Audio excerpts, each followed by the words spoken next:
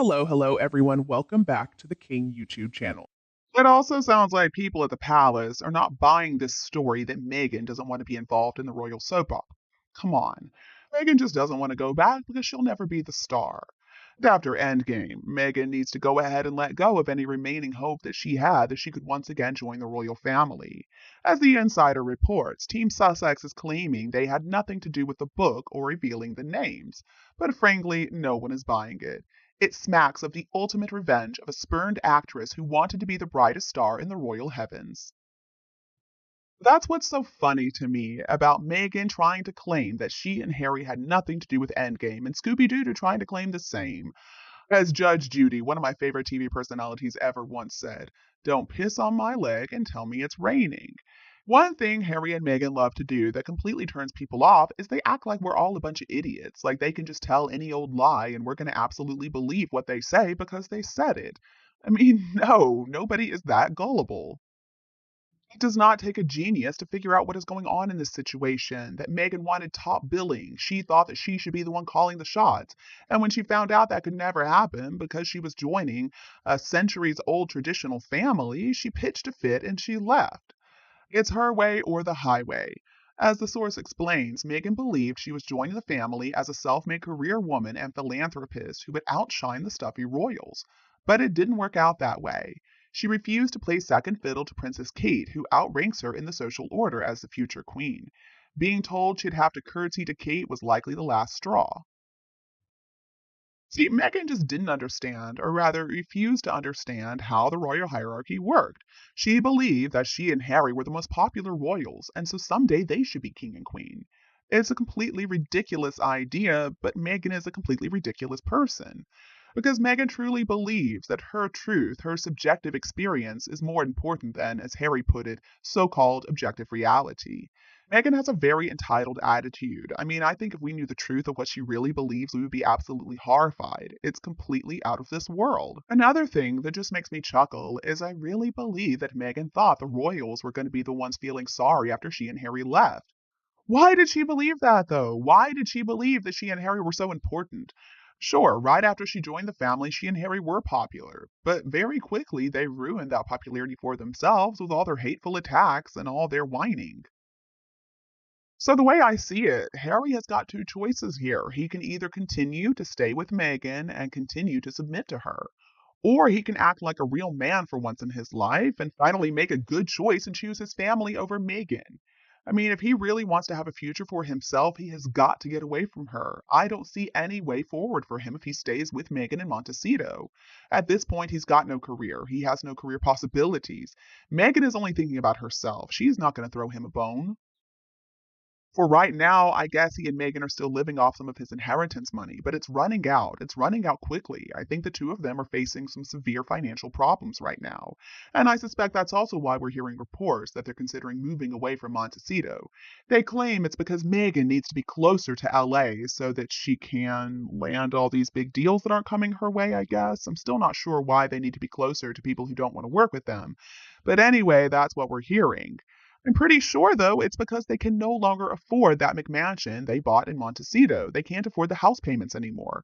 And it's not only the mortgage they've got to pay for the upkeep, for all the staff. It's not cheap. Harry also does not know how to make money on his own. I mean, come on. His entire life, he had everything paid for by his family. So, when facing financial difficulties, of course, his first instinct is to go back to daddy and ask for a handout. But apparently, Meghan is not going to allow that. According to the insider, now she wants no part of the royals and she's demanding the same for Harry. But Meghan has made quite a reputation for herself as a lazy grifter, so I don't see how she's going to make money for the family. According to Scooby Doo and Endgame, Harry is ready to forget the 4-year family feud, and he's even given up on this so-called apology that he was wanting at one point in time. Scooby Doo quoted Harry as saying, "At this point, who cares, right?"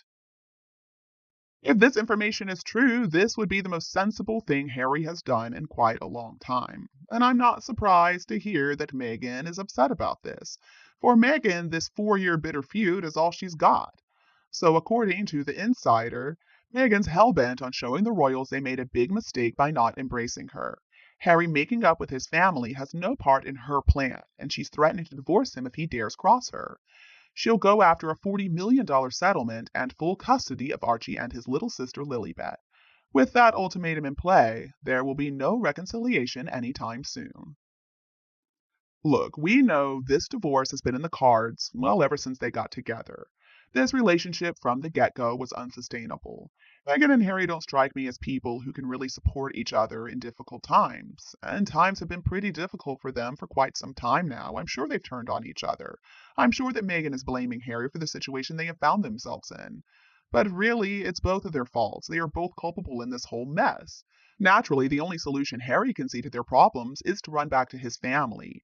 But Meghan, on the other hand, let's look at how she has dealt with trouble in the past. She's found some new man to attach herself to. And I suspect that's exactly what's going on here. She's already on the hunt. And as soon as she finds her next victim, then it'll be very easy to divorce Harry. She'll just claim that he chose his family over her. And then she can walk away with her head held high, or so she thinks.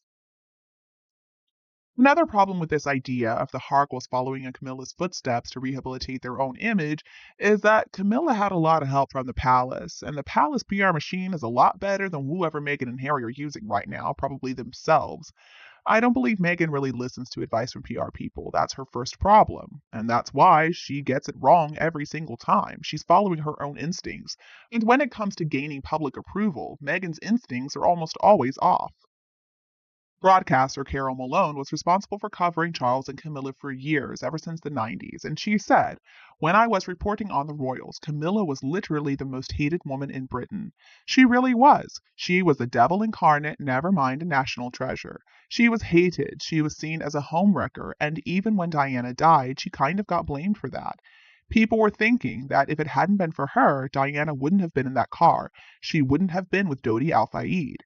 Malone went on to say she had to bear a lot of you know what before, but I think the palace's PR machine has been very clever with Camilla. Carol Malone went on to say her coming out, if you like, was in 1999 at the Ritz where the two of them were together at Camilla's sister's birthday party. This was a big thing and people would have forgotten it, but it was a big thing for them to be together. Over the years, the palace has just gone slowly, slowly, slowly. They didn't shove her down our throats. See, for the Harkles, overexposure is a very real problem, and a problem they have been facing for a long time now. But it seems like their lack of self awareness is proving to be a big obstacle in accepting this problem. Instead of putting out all these puff pieces trying to convince us that Meghan and Harry are so misunderstood, that they're really amazing people, they should just do something. They should do something to help somebody else. They should lay low and actually get involved in some kind of meaningful work. But they're not going to do that. And one reason I say they're not going to do that is because we're still getting these absurd articles coming from Meghan and Harry's team. There's one in the Express just today. The headline is Inside Prince Harry and Meghan Markle's Christmas Plans After Rumors of Royal Reunion.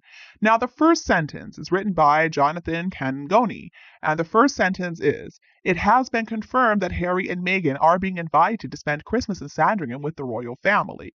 Confirmed by whom exactly? I went through this entire article trying to find some quote or something to make this seem legitimate. But there's nothing. They couldn't even put in a little bit of work to try to make this claim sound credible. They just throw it out there and expect us to believe it. The only quote they even bother putting in there is that Harry and Meghan's new strategy is reconciliation. That came from a source who spoke with Page Six. Well, we've heard that before, but just because Meghan and Harry's new strategy is reconciliation, that doesn't mean that reconciliation is possible. Last time I checked, two sides are required to cooperate with reconciliation, and as far as I can tell, the royal family is not interested. There is also another sentence in this article that has me reeling. Okay, here's the quote. Get ready for it. It's also being claimed that Harry and Meghan's New Year resolve is to make amends with their royal relatives, as they have decided to not be used by their enemies against the royal family.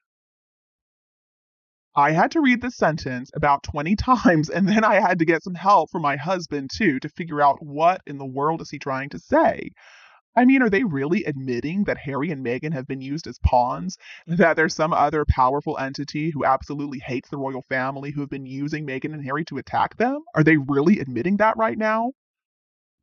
To be fair, this is a conspiracy theory that has been floating around for a very long time now. I mean, for years, probably ever since MOCKED, that perhaps there is somebody working behind the scenes putting Harry and Meghan up to all this.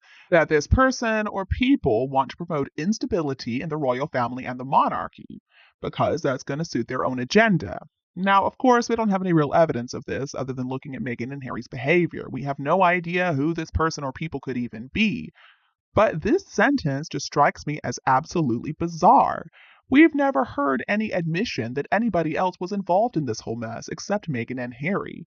After all, the line they're trying to stick to is that they were just unhappy as members of the family and the family had wronged them and they're just getting their truth out there. But this sounds like something entirely different. I guess it could be that they're talking about Scooby Doo, but at the same time, that also doesn't make a whole lot of sense because last time I checked, it's Scooby Doo doing Meghan and Harry's bidding. It's not the other way around. And that relationship, Meghan and Harry certainly hold a lot more power than Scooby Doo does. I mean, he's just a desperate wannabe. He wants to be so close to the royals, but the royals will have nothing to do with him, so he settles for the fake royals out in California. Honestly, though, I wouldn't be a bit surprised if someday we do discover that Meghan and Harry have been making some very shady deals with some very shady people. There are many people in this world who would see the fall of the monarchy as a very good thing because it would help them to line their pockets. Now, if one of these people, or a group of people, or whatever, approached Meghan and Harry with a deal they couldn't refuse, I absolutely believe they would take it. Meghan will look for any excuse to trash the royals because she's so upset that she can't be number one. And as for Harry, I think it was easy to convince him that he also had a bone to pick with his family because he was born the spare. Meghan and Harry are absolutely the kind of people who would sell their souls to the devil if they thought it was going to benefit them in the short term. And you, what do you think of this news that Harry and Meghan just need to follow the example of Queen Camilla to rehabilitate their image? And do you think they're going to be showing up at Sandringham for Christmas? Please let me know your opinion below in the comments section. As always, if you like our video, don't hesitate to like and share it with anybody else who would appreciate it too.